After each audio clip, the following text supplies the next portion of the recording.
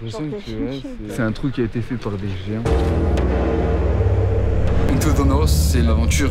Avec 6 personnes qui se connaissent pas. It's like a big family adventure experiencing this region. Eeyou Istchee Baie-James. Make us feel the experience of everything that this region have to offer. Not a lot of people have been fortunate enough to see yet, but hopefully this can be inspirational for them to go there.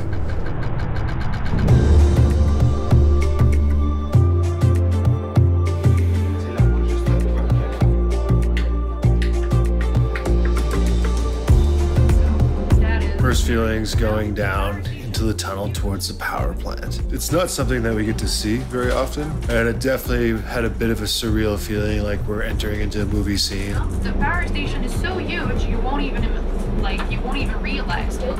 I think it was like 130 feet underground or even more. You feel like you're going into some kind of like Area 51 vibe. Like, you know, you don't really know what to expect, like what's gonna happen when you open the doors and you get in there. So during the visit, I'll ask you to stay in line 2 by 2, and it will be important to stay as close as possible to the wall. My father works for the hydroelectric company in Venezuela. I've been in different power plants before, but this was the entrance, you know, because this is underground. Underground power station in the world. It is the most powerful. The reservoir is on that side, 137 meters above our heads. The water falls down through the penstocks, gets inside a generating unit, which are under those white flooring over here, and then goes back to the river on that side. And all you hear is like a lot of noise and like everything's happening, and it was impressive. Do you think it's heavy or not? It looks heavy, eh? How many tons? Because we're talking tons. 5,000, that's a lot. 100, okay? So actually it's 600 tons. So it's quite heavy, but not that much. To lift that piece, we would need a crane bridge, which you see at the very end of the power station over here. Is the driving shaft. It will be spinning at 133 revolutions per minute. So when we walked into the turbine, and they would go once at a time, and so I was just kind of scared because, you know, you don't really know what to expect. And there was like a lot of noise, and then I would go, like my heart was really thumping.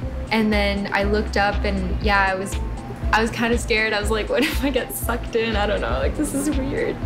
Being close to that much power, being conscious of what that machine is doing right now and how many people it's affecting, either directly or indirectly. It is 162 meters high, so it's quite high.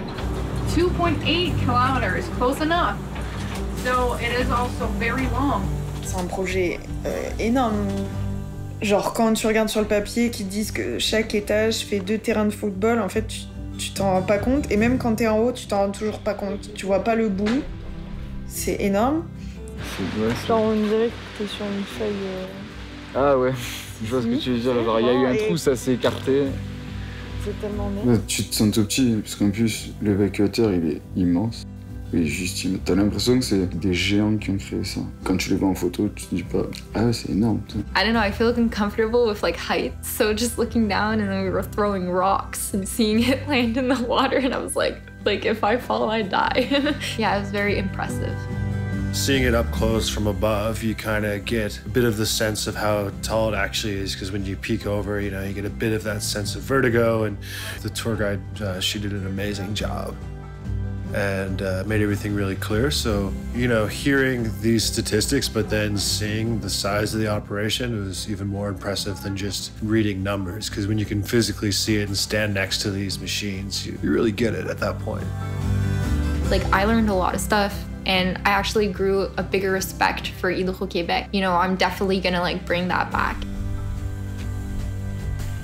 C'est intéressant d'avoir visité, c'est intéressant d'avoir vu. Maintenant, je comprends mieux comment ça se fait et comment ça se crée.